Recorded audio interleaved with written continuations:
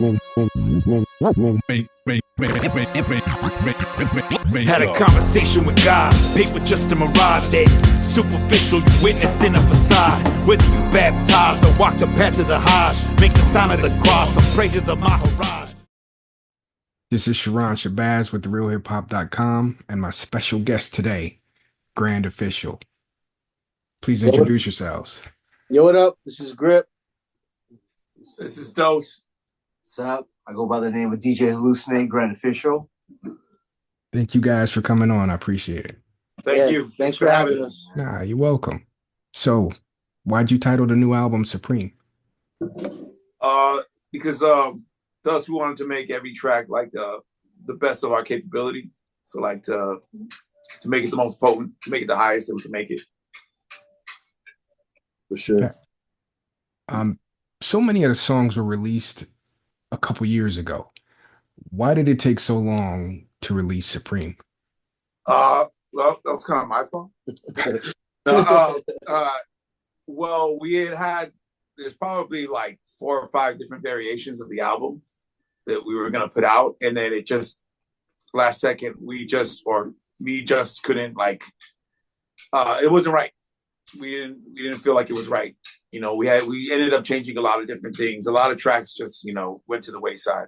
We wanted to make the best album that we could possibly make. So with those tracks that went to the wayside, will they ever be put out on something, or are they just done? Yeah, no, that's a great question. And I'll let DJ Hallucinate answer. No, you know what? Maybe, you don't always bat 1,000. So, you just, you try to do what you do best. I mean, we've revisited a couple of things and we might release a couple of things as some singles, but I mean, it's not for sure yet. We always try to keep moving. You know what I mean? We try to progress. We try not to go back too much, And we're also our worst critic too. We have a good filter system. We don't, it ain't going with the sound that we're going with. We have no problem putting it aside. So. Well, we play our shit really loud, and if it sounds right, we'll know right away. Like, oh yeah, kid, this is it. Because to us, hip hop is supposed to be played really loud. Like the album, you should turn that shit up, turn it all the way up. Yo, can we curse on here? My bad. Of course. Of course. Yes. Hip hop's definitely not made for your phone only. Yeah. Well, I mean, we listen on the headphones, we play it on our phone, we play it in different, random old CD players, whatever, you know what I mean? But like, we grew up in that era where, it was tape decks and you were dubbing shit like tape to tape and, putting a little tape on top of the other tape, or you know what I'm saying? So like, and you crank it up, turn it up loud, you know what I mean? So that's kind of our like go-to thing. It's like, okay, let's play it loud. It's like, nah, it's not hitting. It's not hitting how we want it to hit. Okay. One of the songs, Respect, features KRS-One. Yes. How special was it for you guys to get a feature from a legend? It still boggles our mind. Like, it's blessed, KRS, bro. Yeah, I mean, blessed to have the Blast Master. The crazy thing is he did 2 different verses. And so we had to choose. Yeah. I don't know. I don't know about you, but like that's like it's like, yo, that's an honor. Yeah, man. Yeah. What happened to the other verse? I think he ended up using it. I think he did it on something else. Well, I don't know if we should say that. But yeah. Okay. He ended up using it on another project. Yeah. Okay. It was a dope verse too. Yeah. But it was like a 10 and a 9.5, and we just went with the 10. I don't know if that's the best way. It's KRS, bro. Yeah, when you really think about it, you don't really hear KRS on a lot of people's stuff. No, yeah, that was another thing too. That's why, especially at that time, he wasn't really featuring on anything. So we were able. That was through B Original, DJ B Original. Yeah, salute to B. Yeah, salute to B Original. He really he hooked us up with that, and it was a process, and on KRS's part, he had to kind of vet us out too and listen to a lot of stuff that we had going on, even stuff that we hadn't released or still haven't released. But he also wanted to hear the last 3 things we dropped. Yeah, so he had there was levels to it. Yeah, it was definitely. But I mean, it was all worth it. For sure. It's KRS. Yeah. That's one of our biggest inspirations. Yeah, we still play to this day. We're still playing it like. Yeah. Me too. Me too. Well, I appreciate it. Yeah, yeah. He's the teacher. Yeah. Oh, yeah. Uh, 100%. Grip, the thing that I love about this album is it's like an unapologetic boom bap album. What is your opinion on the anti boom bap section of people doing and listening to rap music today? You know, we just, for us, we've been going against the grain for a while. Like, you know, we could have went a lot of different ways, and we're, you know, we like a lot of things that different hip hop artists have done, but for us, a boom bap, grimy, you know, hard hard drums, and that's always been like, you know, our target. So other people that do it, like, you know, it's inspiring, you know, because, you know, a lot of people will try to, I guess, a lot of people will split hip hop apart in the sense of, like, you know, you got your soulful joints, you got, you know, different types of producers that have so many different sounds. But for us, the boom bap sound was always something that we love and enjoyed. So for anybody that, you know, was making that, it's very inspiring, and we're on it, and we, you know, we support them 100%. The people that don't do it, like, you know, they might have a different sound, a different feel. You know, we like that too. So I don't know, the boom bap sound is just something, you know, I love personally. Yeah, I think too, like all of us really like, you know, a raw sound. So we basically wanted to make what we wanted to listen to. Oh, for sure, for sure. I was more asking about, there seems to be a new wave of people that are really anti, like they really they think it's old. Right. Like the sound is old. Yeah, nah, yeah. To be honest with you, like, I get that they feel that way, but they're not in. I don't know. To me, we're into classic material. You know, KRS, Big Daddy Kane. You know, I'll never say they're too old to do what they do. I still enjoy to hear them do what they do, and I don't expect most of the younger generation to understand that. They didn't come from that era, and even though we know who they are, you know, I'm not really into what they do either. So it's I don't take no offense to it. You know what I mean? Fair enough. Yeah, yeah. The song By Any Means has some crazy horns on it. Without snitching, what genre did you get those horns from? It was a soul record. Soul? Okay. Yeah, it was a soul record. Yeah, I won't give nobody my bullets. But definitely I dip into soul, jazz, orchestra, blues. So I go into different genres, but that was from a soul record. Okay. What's in your production workstation? I use a MPC 5000. Okay. Yeah, I started on the SP12, SP1200, went up to the 2000 XL, and I've just stayed at the 5000. I'm really comfortable on that machine. Okay. Yeah. So for years now, it seems like the West Coast has been on a rise, a rebirth. Renaissance. Yeah, a renaissance. What's your opinion on the current state of hip hop on the West Coast, or more so how West Coast hip hop is perceived by the world?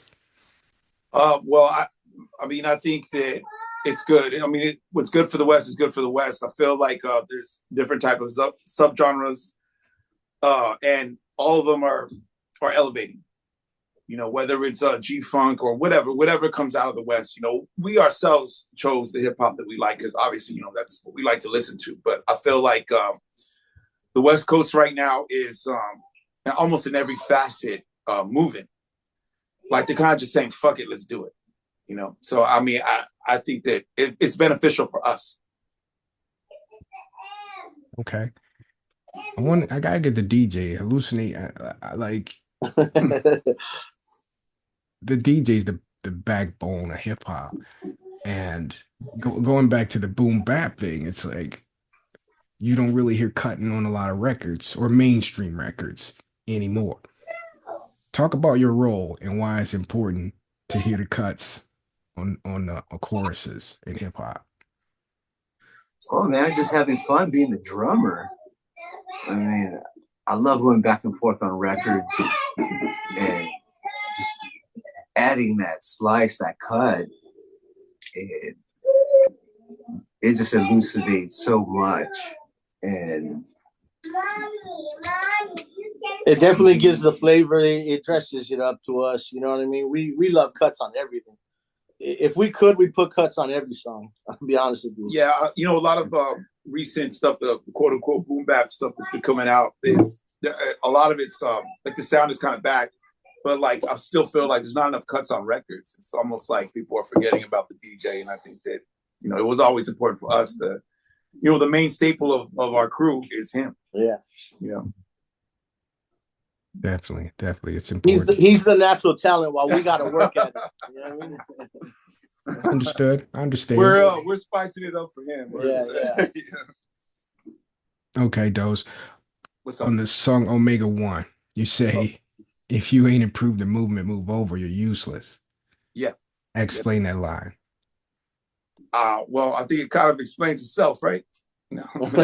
No. I just want you to go deeper on that. Like, okay. I mean, you know, well, the song is called Omega, so it was kind of like the beginning of the end for everybody. I mean, that's the way that, you know, I was visualizing it. And obviously, you know, with Grip's production, it just seemed like a darker tone. So in there, I'm kind of talking some shit. I mean, I feel like, you know, like, you know, the West Coast is elevating. Like, if you're not elevating this shit, then don't sit here and critique it and make it sound like, oh, it's old, or, you know, it's whatever. Like, nah, man, like, you know, get out the way, man. Let us do us. Like, man, if you ain't helping nobody, then what are you doing? You know what I mean? I mean, don't get me wrong. What's foul is foul, or what's whack is whack. Cool, point that out. But you don't need to be hating on everything either, you know? It's a lot of hate out there. Yeah, too much. You know, in hip hop, man, shit. Like, you know, why can't people just fucking elevate each other, help each other out? You know, what hip hop was in the first place. Yeah. But I mean, there's competition, but we love the competitive edge. Also, you know, we love that. But especially, and I don't mean to diss, but like a lot of people, I'm gonna, you know, it's, you know what? For some reason, we get a lot of love from the East. We get a lot of love from Europe and France and different, you know, Canada, Germany. Yeah. We get a lot of support. But out of the West, it's hard to get people to get your back. And, you know, it's just true. Yeah, as much as music is coming out from here, the actual people here aren't, it's not as, well, I mean, I don't know how connected the East Coast is, but it does feel like it's not connected here. It's separated, almost segregated in a sense, you know? Depending on what type of style of music or hip hop in general you're doing. I'm in Chicago, and okay. It's the same thing here. I don't think it's. I think it's a uniquely American thing. Like, yeah, I was just talking to somebody, Fillmore Green from Chicago. Okay. And he toured in Europe with Apollo Brown. Okay. And he was saying how, you know, they love the music there. They want to know the words. They go crazy at the shows. Yeah. And he said here, when you do a show, it's like 250 other artists in the audience. Yeah. And I think you won't get the same energy. You won't get it's just, I think it's just a different. Yeah, it's almost like the people that are listening feel like they can do better. Yes. You know what I mean? Instead of being like, that was really dope and appreciating it, whether or not you think you're better or not, like, you know, appreciate what's there. You know what I mean? You might hear somebody and maybe they don't, you know, rhyme the way you do, or, you know, hit a cadence the way you do. But if they're dope, they're dope. Like, give them the respect, give them the props, you know? Yeah. Like, nothing wrong with that. Yeah. I'll never forget, and I won't say his name. In the 90s, I was. I will not say his name. Okay, all right. There's a Chicago rapper. Common was doing a show at the House of Blues. Oh, okay. And I'm going into the show, and I see this rapper out there. And somebody said, yo, you coming in the show? He's like, who is that? but he's at the show, you know, like he's like belittling Common, but he's outside at the show. Yeah, why would you Yeah. Common? Common's dope, man. Like, Yeah, he's like, to me, the best MC ever to come out of my city, in my opinion. But this guy thinks he's the best. So, you know, Yeah. I understand that but a competitive. lot of dope people out of Chicago. But yeah, Oh yeah, Calm is calm. I mean, shit, man. You know, yeah. Well, this was in the '90s, bro. This was like '97. So, what was that like? One Day It All Makes Sense era. mhm, Oh yeah, well, we yeah, love that album, man. Oh yeah, for sure. Yeah, One Too Many. Ooh, that's a masterpiece, man. yeah. I love Masterpiece. that's my favorite comment. I mean, don't get me wrong, Resurrections is masterpiece too. Yeah, but I think I go a little more towards. Oh yeah, Sinister was on that shit. Yeah. I gotta go One Day It All Makes Sense. Really? Okay. I've heard people say that.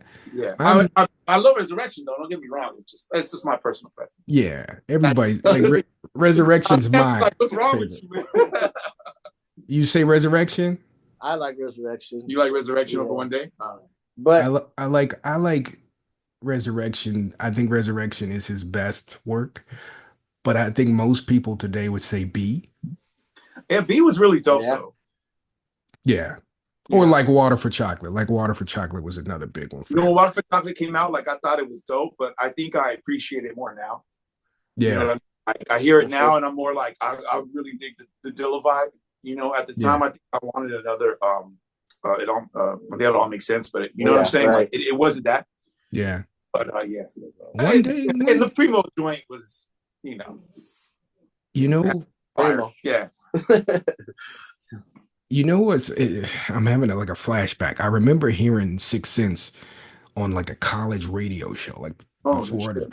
and I was like, what is this singing on here? I didn't understand the Bilal thing. Bilal, yeah.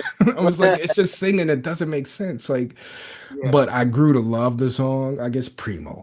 It's like, It's- yeah. But the singing was kind of odd for a Primo beat. Yeah, you didn't really. Well, he did that too on the MOP album, right? Was it the Warriors album? Yeah. There's a song on there where they're singing on an MOP track. We were like, what? You don't put that together, you know? I'm trying to Dope, remember. though. Oh yeah. Okay. Oh, I you know remember. what? They were singing on Discipline and on Royalty. Yeah. Oh, that's Casey and JoJo, right? Royalty was Casey. Well, but Discipline was Total. Yeah. That was Total, right? Yeah. I'm all right with that. Bilal, I had never heard of. at No, the yeah, time. No Bilal at that time. So I was like, and it was like, nah, I just didn't understand it, but I grew to love that album. But one day, that actual show I was referring to that night, everybody who was on that album was there except for Cannabis was it? Cannabis. Everybody except for Q-Tip and Black Dog. Oh, Everybody. wow. So like CeeLo, Lauryn Hill, Cannabis, De La Soul, like he brought everybody out. It's one of the best shows I've ever seen. So they did Gangbusters. They did that Yeah, shit. yeah, Oh, yeah, that's crazy, bro. yeah. They did the whole album. Yeah, they did the Shantae Savage. Like everybody except for Q-Tip and Thought was there, which they only did hooks. But yeah, everybody. Frantic situation. Oh, yeah. It's a frantic. Well, can I? Yeah. That's a slept on record, man. That's a slept on album. Oh, 100%. Yeah. Stolen moments, right? Yeah. So many. I don't know why that didn't take off, but it's hip hop, man. It's hip hop. Well, I think that. What year did that come out? 96? 97. 97. Okay, so I think it wasn't the beginning of the end, but that's when everything started veering more towards a more radio type of sound, right? Yeah. You know, there was still really dope. I mean, Stakes is High came out in 97? 96. 96? Okay. Yeah. 96. I always felt like that was one of the last albums that was like, man, that was a fucking great album. You know? Yeah.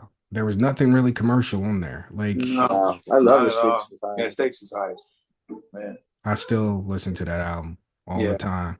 All the time. Yeah, I play the song Stakes is High like, you know, at least once a week or something. Me too. I'm on the freeway. Yes. Like, fuck it, you know. Something about that song just gets you going. Right, to my people. Yo, like, yo, man. I'm sick. Oh, bro, yeah, no, that shit is fucking. Yeah. That's Dave's best verse. Rest in peace to Dave. To me, that was probably his best verse. Yeah.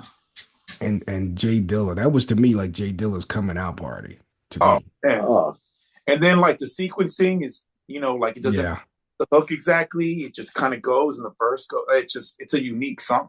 Very unique. The verses aren't just 16s. It's like a 32 and then an 8 and then it's 224. So it's like a weird. Yeah, it's put together strangely. Yeah, yeah. But it works. It makes it special. That song is just that's one of my favorite hip hop songs. Definitely. Yeah, it's timeless. It's timeless. Okay, we could talk about classic hip hop all day long. Let's just talk about things. Yeah. Well, let me wrap it up here. Last question. Yeah. Who is the Supreme album made for? Hip hop heads, just real hip hop heads or boom bap or whatever. It's just the hip hop album. Like if you like hip hop, I think you'll feel this. I think it's kind of unmistakable, and I think when you hear it, you know exactly what we're about. It's definitely a raw sound, and we just decided to not give a fuck. That's the best way to put it, but you know what I mean. Just we did us for sure. And Hallucinate fucking killed that shit. So yeah, tribute to the golden era. Yeah, definitely. All right. That was well said. Thank you. He speaks a lot with his hands. Yeah. He's like Terminator. I get it. Sniper in the bushes. Whoa. Wow. Okay. Cheers. Yeah. Grand Official. Thank you for joining therealhiphop.com. Oh, thank you for having us. Appreciate you. You're welcome. We gotta do it again. Talk about Common next time. For sure. Chicago rappers. For sure. There's so many. So many. A lot. So many. Yeah. Next time we'll talk about Chicago. Sounds good. All right. All right. Peace. Peace. Yeah. Big dope. Before I'm leaving this earth, I'm leaving a legacy. By any means necessary. Yeah. Great Official. Reagan era.